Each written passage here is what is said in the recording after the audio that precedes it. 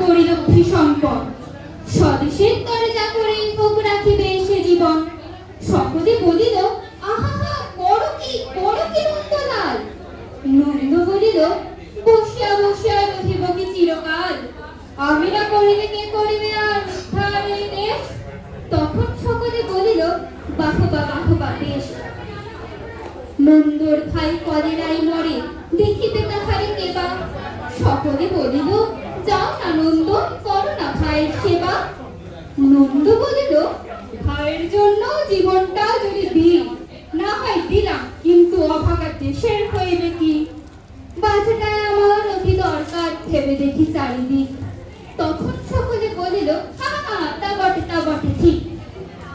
নন্দ একদা হঠাৎ একটা কাগজ করিল বাহির। গালি দিয়া সবে গদ্যে পদ্যে বিদ্যা করিল জানি। করিল ধন্য দেশের জন্য নন্দ খাটিয়া খুন। লিখে যত তার দ্বিগুণ ঘুমায়, খায় তার 10 গুণ। খাইতে ধরিলে লুচি ও ছোকা ও সন্দেশ ঝাল ঝাল। তখন সকলে বলিল, বাহবা বাহবা নন্দলাল। নন্দ একদা কাগজেতে এক সাহেবকে দেয় গালি। সাহেব বসিয়া গলাটি তাহার টিপিয়া ধরিল খালি। নন্দ বলিল, আহা করো কি ছাড়ো না ছাই। কি হবে দেশের, গলা টিপুনিতেই আমি যদি মারা যাই।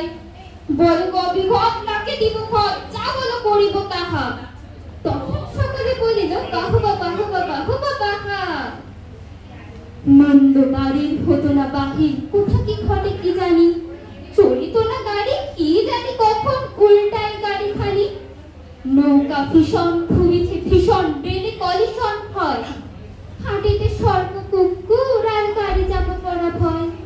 তাই শুয়ে শুয়ে কষ্টে বাঁচিয়া রহিল নন্দলাল।